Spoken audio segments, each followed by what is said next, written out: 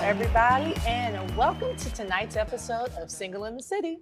I'm your host, Genesis Moore, along with my wonderful, lovely, amazing, didactic, all the words you can think of, co-hosts in the world, Mr. Justin C. Gilbert here, and the beautiful Miss Tiara Berry. We are very excited, okay? We are going to have an awesome show today planned for you all. But first, y'all know how we start off the show.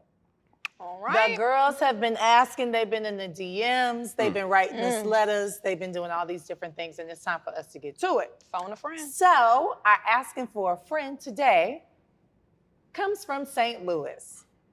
Okay. It says, I recently loaned a guy I've been seeing for 6 months, $2,000. He has not paid me back as he promised he would. He just asked me for another loan. What should I do? Friend. I'm gonna let y'all start. I don't know how do y'all want to address friend on this? $2,000. You're not getting more money from me, period. Right. Matter of fact, give me what you owe me first, and I might, but you owe me money. So what are you gonna do with more money? You're not good with the money I gave you. Yeah, so friend, I think what we're getting at here is, if you've already loaned him $2,000 and he's asking for more money, where is he going to get the $2,000 and the more money from? That's my question. And that is a valid question. That is. And he may be able to speak to that. We can't assume that it is, you know what I'm saying, not on the up and up just because she hasn't been paid back yet. I know that this is, I think it's, you know, it's interesting that a man even asked a woman for a loan. Because that's not something that we would do unless we are either very involved or have set down, put our roots there, and we have plans for this relationship. Be tricking off. Oh. What is, we have, there are things that we don't know here. There are other questions that should be asked. Well, at this point, it doesn't feel like a loan, it feels like a grant. Not a grant. And Joe Biden is doing a lot of great things for people, but I'm not Joe Biden, okay? There's no forgiveness here. So give me my money and then we can talk. Well, I do agree with that. And I think another important thing to know is she said they've only been together for 6 months. So I don't even believe that you can do a full vetting process of a person within 6 months. Agreed. So I don't know if I would be giving out $2,000 in the first place, unless it was just, you know, we've all been there. You like somebody, things happen. You might like them fast. So you give them some money to the person that they haven't paid back as they said they would and still asking for more money. But I do have a question for you guys. Mm-hmm. Do you think that overall, just the stigma of a woman giving a man money is really kind of like what's highlighted here? If this was a guy giving a girl $2,000, okay, would we feel the same way? I'm glad you said that, Genesis. I'm sure you are glad she did. Because I'm just asking. I think we all know the answer to that question. What's the answer? We wouldn't feel no kind of way about it because that is very typical. And in this day and age where city girl culture is prevalent, it's almost expected and frowned upon if a man is not somehow funding a woman's lifestyle or his presence in her lifestyle is beneficial from a financial space. But we also have to promise to pay her back. Exactly. Word is bond. And okay, so the reason why I asked that was because I did want to highlight something. I do think that it's different for men and women. It is. In that sense, because if you're looking for a person to be your significant other, especially a man that is going to be head of household, providing leadership in the relationship and for the family, all that good stuff that we talk about on this show, right? Right. If he can't even do the one thing he said in 6 months, do I really want to put my full trust in that level of leadership? I just think the stakes are bigger for a man not paying money back more than they are for a woman. This sounds like a man who doesn't like to tip at. And I don't know how I drew the connection there, Same. but it just sounds like that kind of man. Like, Not you what know, I'm the interested 20% in. rule. Not even 15. He Oh. won't even do that. He said, He don't even want to tip the valet. Come on now. Not the Get yourself valet. together. You know, I was kind of raised around older people. So one of my OGs told me that a man that is stingy or very, how can we say, does not want to Cheap? a cheap Frugal? person. Frugal. We'll call it cheap because it's wise to be frugal. Okay. But a cheap person, I think that's a sign of of an abusive trait. That's how that was looked can at see that. because, you know what I'm saying, that's how they manage their life. They're trying to find cheap ways of doing things, or they'll sacrifice quality for the sake of having A discount. Draw the bigger picture here for our homegirl is now there are so many other things in question. And it's not so much from, I don't want people at home to think, at least for me, I'll speak for myself. I think if you're in a relationship with someone, even if you're the lady and you have a man and he's having a rough time, it's nothing wrong with covering a few bases. That to me is a sign of good faith and good partnership. After a successful vetting process, of course, and this is someone that you have true intention of creating a life with. I think that that's fine, right? But I think the bigger thing here is not the money. It could have been $2,000, it could have been $200, it could have been $2. It's the fact that he did not keep his word and what he said he was gonna do. So now you have to ask questions on what you want in your life. I like that because as I came to my conclusion, I thought about what would be best for me. Yeah. And I think for your friend in St. Louis, it's what can she live with doing? Yeah. Does she need, if she got it like that, sis, go off, give him 20,000. Yeah. But if she feels as if he is going to inevitably use her, and she's already seeing signs of that because he can't keep his word, then I think she has to do some soul searching and decide, does this relationship matter more than her peace with herself about the decision she makes with others? That's huge. My philosophy is to never loan money for away amounts of money that I'm comfortable parting with. But do you tell them that? Not necessarily. I don't need it back. Do you just say, give it back when you can? Sometimes I will, actually. I will say, and it will never be what's asked. If somebody asks 1,000, but I'll give you 700. Okay. That's my approach. All right. Well, like look, it. I think this was a great and productive conversation. So, homegirl from St. Louis, I hope we answered your question. But of course, the choice is yours. Do what you feel comfortable doing, friend, because y'all gonna do that anyway. And if you ever need $700, you know who to go to. we I'm going to Justin, all right? I think well. Ooh. That's all, 700. That's it? That's all. That's Fine. That's Y'all, fine. Justin Hey. got money. This not his first time making comments like that. okay, that's it. I like that energy. Well, all right, guys. Well, we will see you in our next segment of Single in the City. Are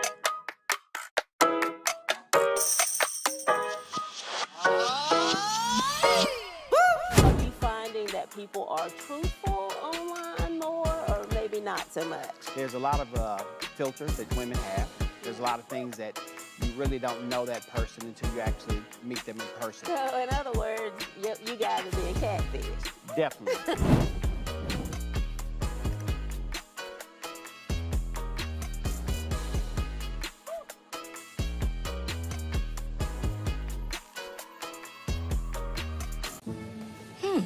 Maybe you can make retirement happen. After all, you made her college years happen. Wacha. Opening that education savings account when she was little. Spearheading a campus tour. And another, and another, and another, and another. Bam! deciphering financial aid. He's like, you aced planning for college.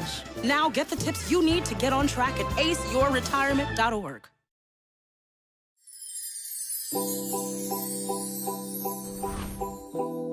Would you say that the pandemic has been a trauma for citizens around the globe? Trauma walks with us through life, to things we see, to communities we live in, to experiences that we've been exposed to. So, the pandemic kind of took all that stuff that was back there that we really haven't addressed and says, oh, well, hold up. I got another story to tell you.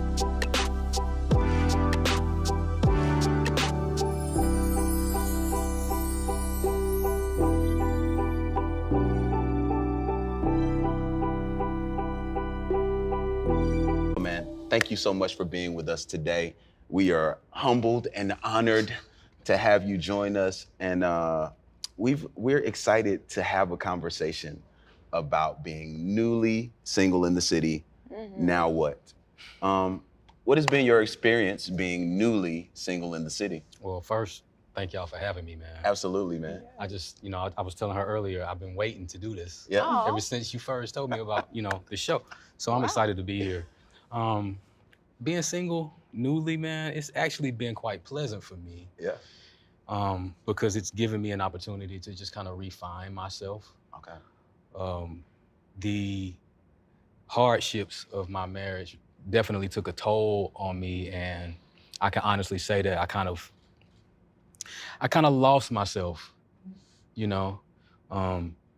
confidence, the majority of my energy into trying to figure out what was wrong with my marriage. And so being single now is definitely a time for me to, like I said, refine myself, refine my purpose, regain my confidence, know who I am, and begin to move forward, with my life.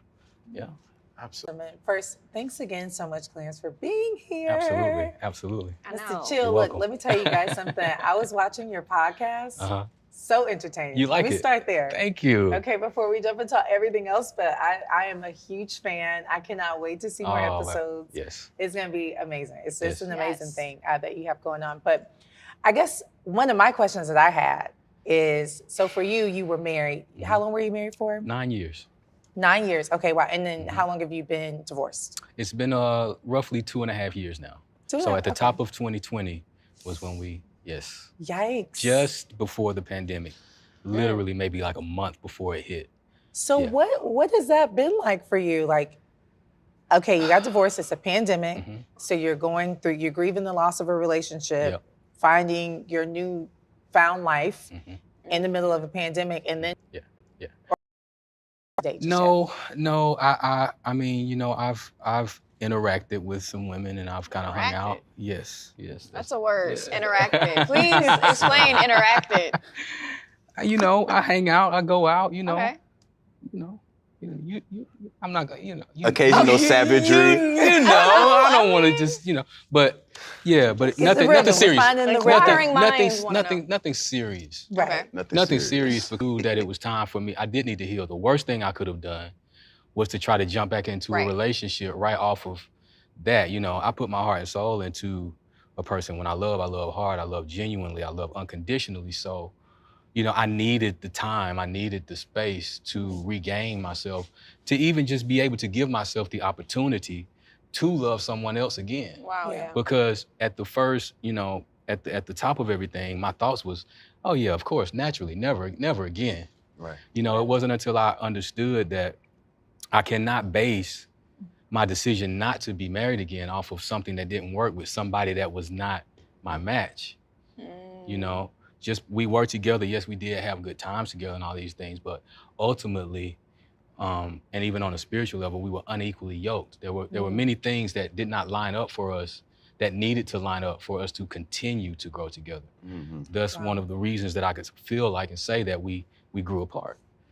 Yeah, that is interesting. So yourself in a pandemic, would you say it was, you did it faster, slower, it was harder? So my mom and my dad, they divorced when I was 15.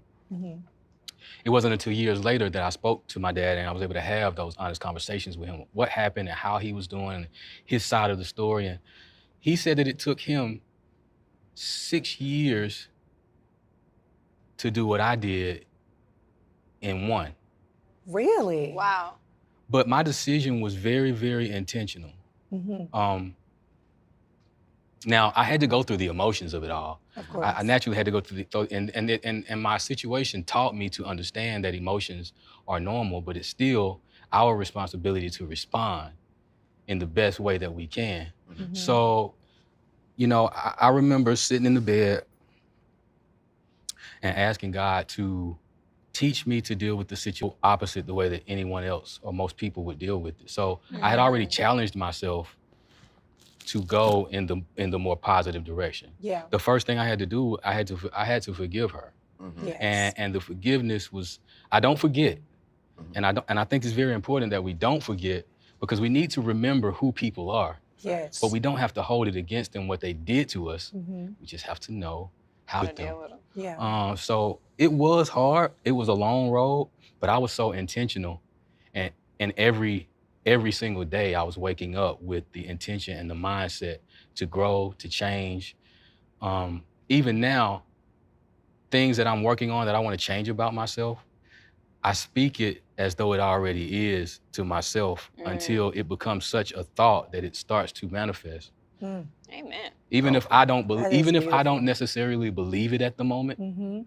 I speak it, because what I've learned is over this time, as I've done that, my perception changes. Yeah. And when my perception changes, my actions start to change. That's good. And my life has gotten progressively better over the last 2 years. Shoot, I know for me, one of the biggest lessons I've drawn from the pandemic was that I don't necessarily have to agree with how people choose to live their lives, but it is incumbent that it's imperative that I accept and respect them for who they've shown me to be. So I think That's I just wanted to add that, because it's super important not to forget the things that we experience. Those in two categories. It's either a win or a lesson. So, man, thank you for sharing that. Yeah. Like, Kudos. And you have a daughter, a beautiful do, daughter that you yes. share it. We She's- need to like find she a way is. to pop the picture in right here so you can see how beautiful his daughter is. How has it been co-parenting in the midst of the divorce pandemic and learning yourself all in one? Co-parenting, actually, the co-parenting itself has been, I feel from the beginning, it's been fine. The interaction between her mom and I in the beginning is where it was kind of rough, the emotions being all over the place. Right. But I had already made a decision from the beginning. Once again, I was so intentional. I knew that my response to the divorce was going to affect my daughter. Yeah. I had a decision to make. I was going to either care about how my ex made me feel and respond in a negative way that would affect my daughter negatively, or choose to put myself in a position to be what some I would say may think is unrealistically positive.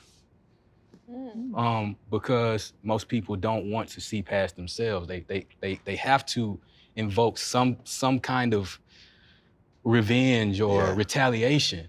I chose to let those things go, because my daughter's mental stability, her foundation, and her concept of love, her concept of family, those things were way more important to me than my own emotions. So I chose to forego those things and make sure that I kept things as close to in the household as I possibly could. And it's worked out tremendously, because that's literally the only thing that she feels, is she wishes Daddy was still home. But she knows that she's loved by both of us. She knows that, you know, her mom is there for her, I'm there for her, and she doesn't have anything to worry about. She's one of the happiest kids you're gonna see. Like, she's always smiling, she's always happy. And so it's been good, and it's only getting better. Good. You know? That is, I want to like really stop and highlight this moment before you go any further and say kudos to you. And because in this conversation, not at one point have I ever felt like you're negatively talking about, you know, your ex-wife. Yeah. But everything is in a positive way of choices, decisions. So I want to just highlight that emotional maturity there.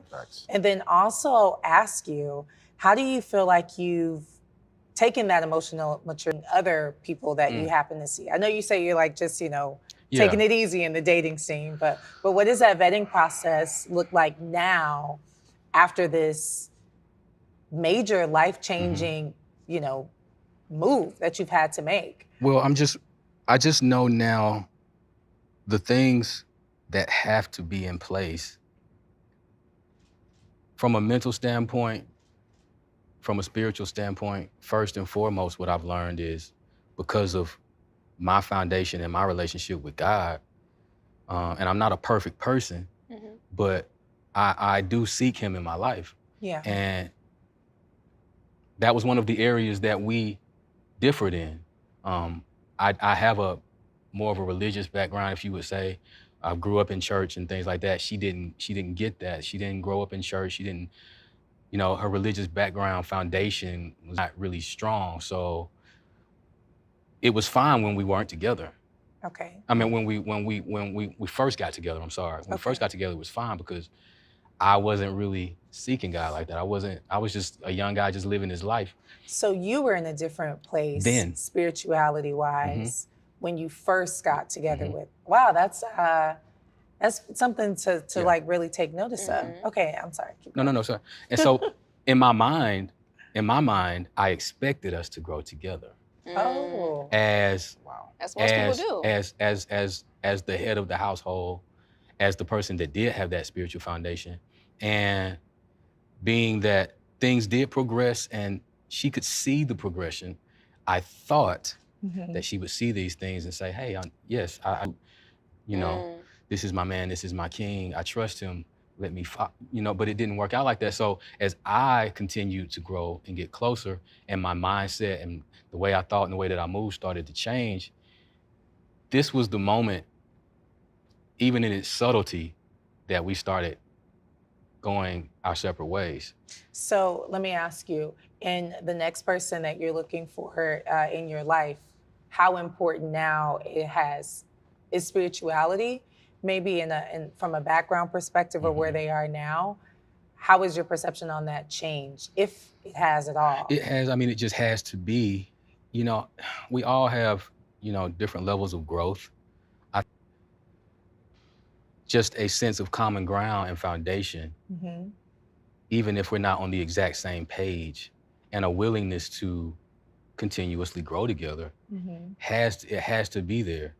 And to be aware that, you know, we're both different.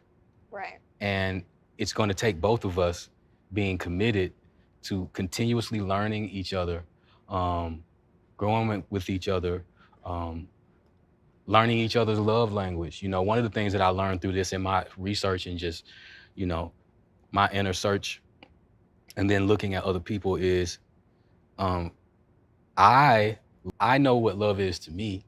I know what kind of love I like, but I might get with someone that doesn't identify with being loved the same way. That's a great point. So being willing to love someone in their love language and not trying to love them the way that I want to be loved, but then they have to be reciprocal in loving me in my love language as well. So yeah, those are some major qualities. It's become a really big thing because I realized how strong it was when I didn't have it. When, you know, when once everything was over, I was like, oh man, I didn't know that God's presence in my life was that. It wasn't when I, like I said, when I was, it wasn't. I was thinking to myself, well, my thoughts then was, well, she doesn't really, you know, have a spiritual walk like that. And even though I know who God is and I grew up in church, I don't really either. So who am I to judge? And that was my thoughts back then. And that was why it was so easy for me to just say, we're not on the same page, but it's okay. We'll get there. Gotcha. I don't think I would make that mistake again. Man, Noted. that's so dope.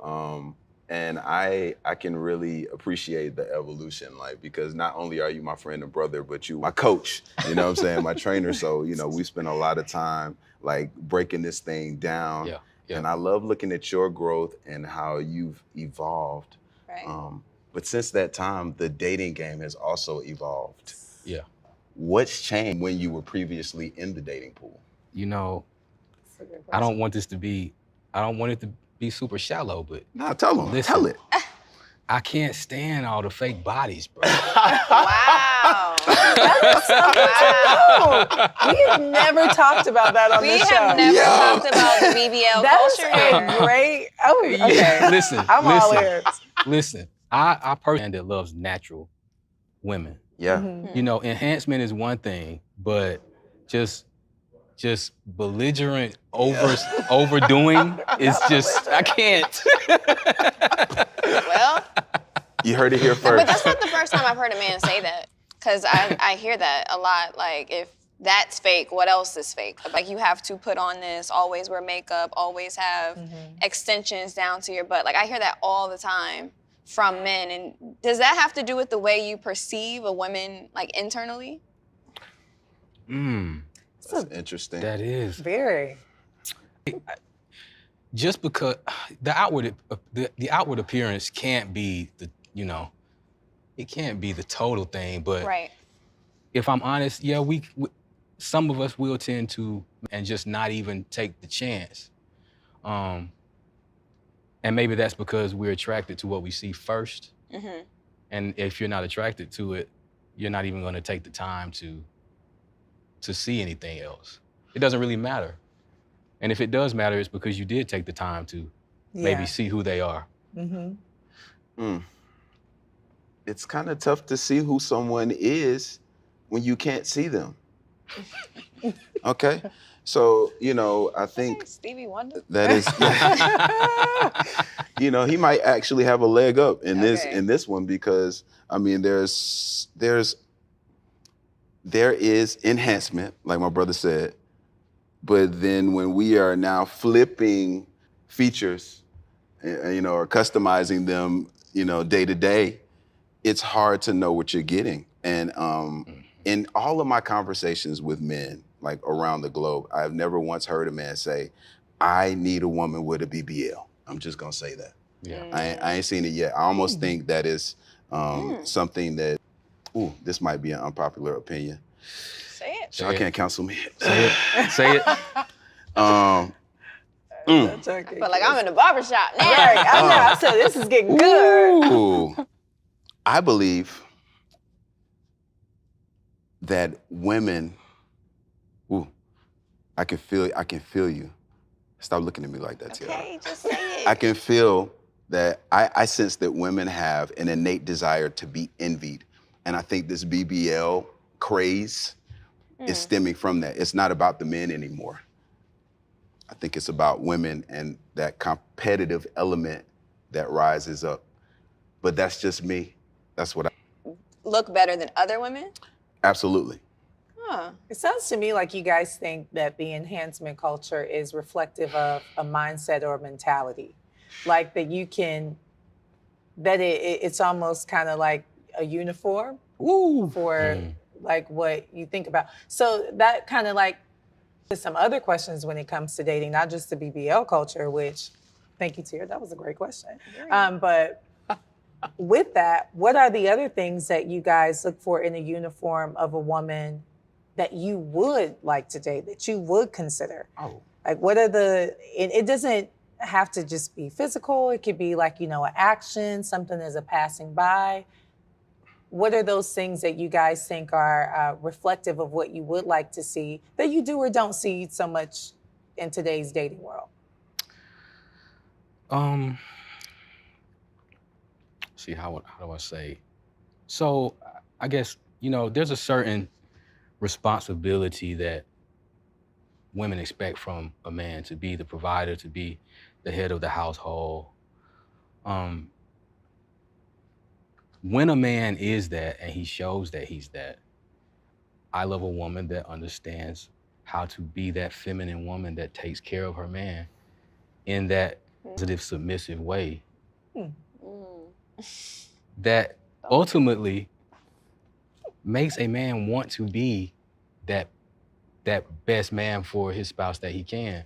I think women don't realize sometimes that the things that they don't want to do or that they feel that they don't have to do anymore because it makes them feel like the woman that just stayed at home and worked, those are the things in taking care of a man that makes a man want to say, this woman makes sure that I have everything that I need. Let me make sure that I have everything. That's the kind of man that I am, I'll say. Every man's not like that, but for me to get the reciprocation of genuine, authentic, unconditional love, the way that a woman gives it to a man, not in the, once again, not in the same way that I would give it to her, but love in general, give me that. That's what that's ultimately what I'm seeking. Yes, I want to be physically attracted to, you know, my mate, but beyond that, it's that almost anything that you could ask for in a relationship, because love is going to make you give your best. Yeah. True love, genuine love is going to make you give your best, and you're going to want to, because that's how you feel and that's how you care for this person. That's my perception of it. That's what I've seen. That's what I feel. And it comes from a place of God love for me too. God love is a bit different from the intimate love that we talk about. Come on. And for me, it's understanding God love before you can give real love to a person. Because that's the love that doesn't fail. That's the love that doesn't hold grudges. That's the love that forgives over and over and over again. That's the love that understands. That's what we want in relationship. Continuity. Feel the same way? Agape. I definitely concur, and I'll add 3 other things that are significant for me. And they're minimally physical, only minimally. But certainly maturity, accountability, and a zeal for life that makes that woman go after her fitness and really so into that compartment of her life. I was not expecting you to say zeal for fitness at the end. I agree. I thought you were gonna say zeal. I didn't know it would be for Surprise. fitness. Look, I'm telling you guys, it was a couple words. You said submissive, and I saw Tierra's twitch like, You don't like that's it? that one word. But and then she said I'm getting zeal. better though, y'all. From when I first came on this show, I was very different from how I am now. I embrace the soft life. TikTok now than I have before. You know, I do like to ride shotgun. I don't have to drive, you know, to ride passenger. That's what it's about. This show is all about growing, and we're going to continue to grow and have a little bit more talk time with Mr. Chill here, Yes, Mr. yes. Clarence Thank you. Lee Hill Hey. in the building, everybody. Right after this, we'll be right back.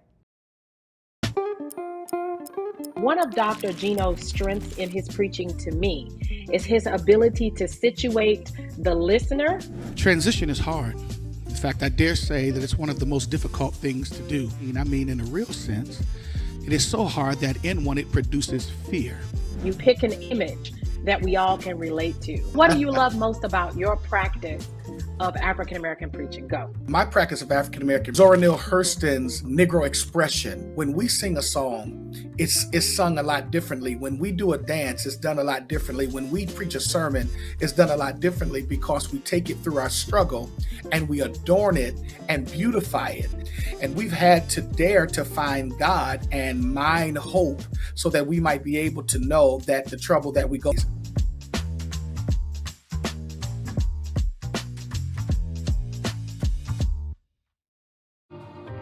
You're home before sunrise, on top of the house, the kids, and our future.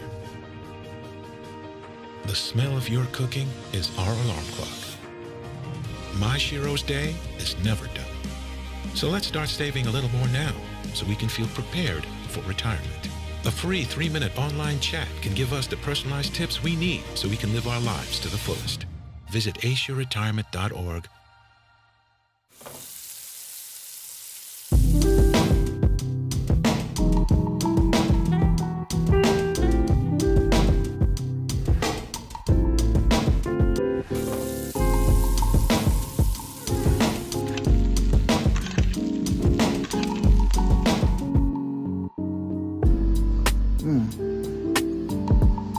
life.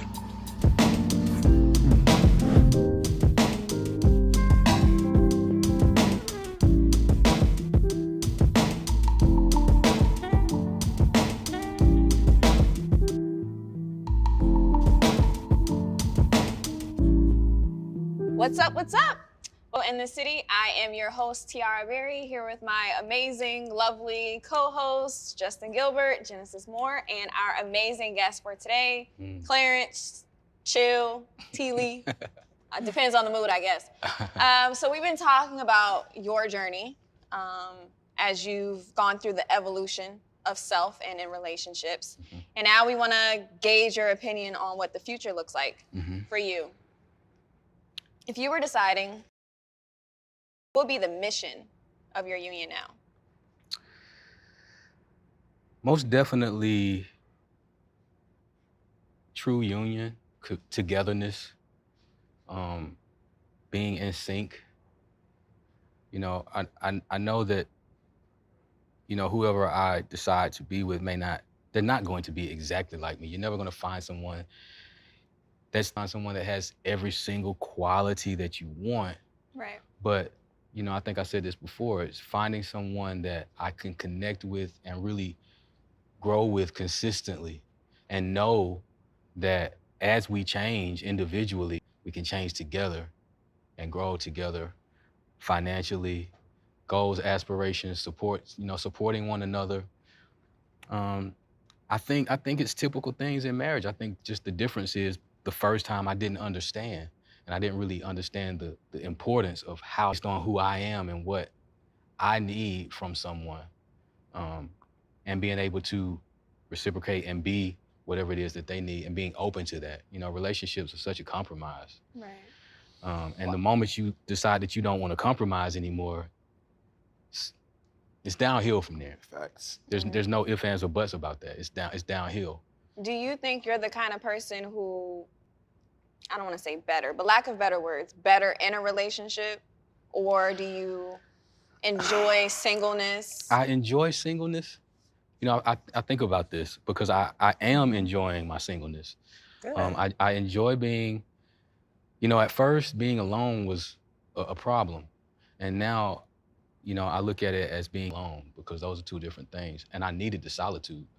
So I do enjoy my single life, but I am a person that is full of love. Like I have a lot of love to give. Yeah.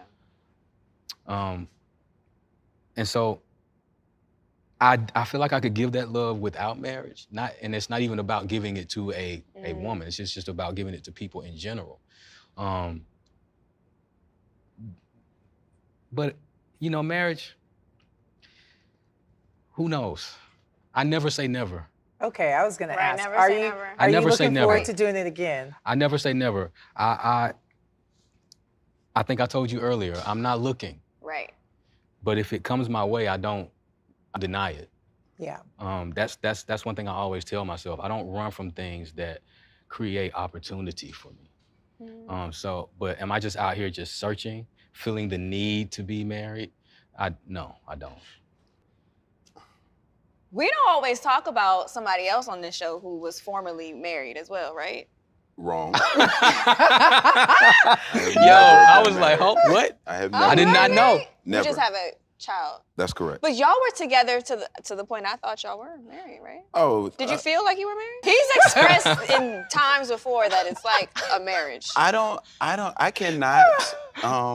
can't call it because I've never been married, so I don't know what that feels like. But y'all did live together? No. Oh. No, I've never. I guess I'm my co-host.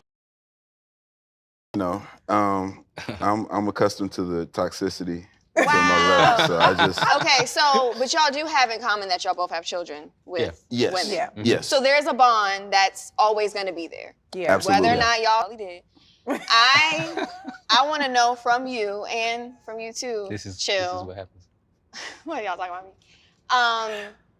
When it comes to being forever bonded with the person, that's that I threw a wife on you that you didn't have. Golly. But to be forever bonded to a person, that's something that, you know, I can say I'm dating or in a relationship or single, but, you know, I file taxes independently and another offspring. with Yeah. somebody, but that's something that y'all have in common.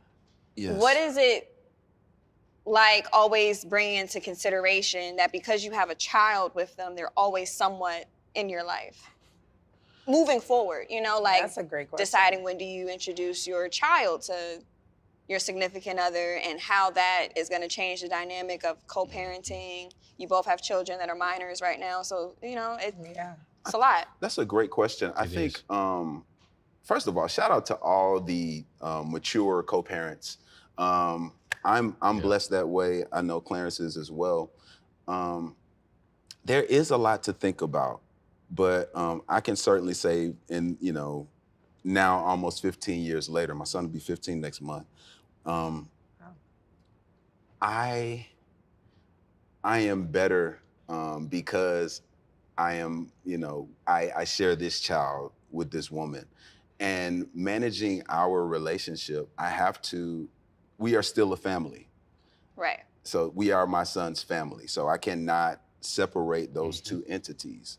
We have to, she and I have our own chats about, the goals and plans for our child. And we do family activities together because it's important for him to see that interaction so he knows how to fit into a scenario as a father himself one day. So it's really about just being mature, communicating. Communication is key. And honestly, just giving your best, like whatever that looks like at the time, just giving your best consistently. Yeah, what you man. thinking, bro? I 100% agree, man. It's funny you said y'all still a family. I can remember when, everything hit the fan and my anger was at the top. Yeah. It was at the peak of my emotions. and she says that same thing to me. We're still a family. And I'm like, no, we're not a family. This is what a family is. Right. This is, of course it was out of anger, but as I, came down from that and I realized, yes, because our daughter is there, you cannot negate it's her family. That's right. Yeah, we're not married together anymore. We're not in the house together anymore, but to take that away and deprive your child of that unit and that feeling and that foundation and that safety, you can't do it. You just can't. Yeah. And I personally don't respect men that don't. I don't respect men that don't take care of their kids. Period. Yo, because it doesn't me. It doesn't make any sense to me at all. I get angry sometimes when I even think about it, because to look at my daughter and see the love that she has for me in her eyes, and to think of a man that deprives himself of that, not just his kids, but himself. Yeah. Children push you to just be so much better than you may have been before because they're your responsibility, man. Absolutely. And so I totally agree with you. Yo, listen, Wow. to some fathers that may be struggling with that, you are still a family, and it's something that I found to be super helpful for me was creating a text thread. My son has a cell phone, so of course we talk on our individual dad-son stuff, and of course I communicate with his mom via text message sometimes. Great idea. But we have a family text thread where we discuss family things, we celebrate things. If it's a birthday, happy birthday, and I call my son's mom baby mama, BM. She's gonna see that in the text. And you know what I'm saying? So, but it's understanding that is that child's family. So you need to own your stuff, be mature enough to give them a proper experience. One thing too that I wanted to say is being cohesive in teaching. As you see the typical thing where a child has their parents in two different houses and they're doing one thing over here that they think they can get away with and another thing over here. My daughter will come to me sometimes and she'll say, Daddy, I asked mommy this, or I wanted to do this. And I'm saying, well, listen, Daddy don't like that either. And me and mommy agree that you shouldn't do that. So don't try to come to me and play me against your mom. That's right. Because just because we don't live together does not mean that you get to act different in two different households. That's right. And once again, it's just the importance of togetherness and family. And as men, we have to look past our emotions and our intimate desires for the person that we're not with anymore. Come on, man. Say because that. it's not about that. Yeah. And, you know, and letting go and just realizing, first of all, you know, life, I say this, life breeds change and change breeds growth. You gotta life is gonna be life. Everybody that comes into our life, no matter how close in proximity they get to us, doesn't mean they're gonna always be there forever. Facts. Yeah. But it doesn't mean that we have to hate them and hold resentment inside and treat them in a negative way because things didn't work out the way that we thought they were going to. Because life is never going to work exactly how we think it's going to work. Right. I want to just, that was amazing. And I love this thing that me and Tierra really kind of got to like just silent in the audience and watch, which was just like two emotionally mature African-American men talking about the beauty of what it is to raise children today, even though you're not with that mother anymore. And I think that that's something extremely important that everyone knows, is that this is a new era. We're in a new age where you guys are really being at the forefront of changing that stigma that maybe people have had over years. But to switch gears, I also wanted to ask you one thing.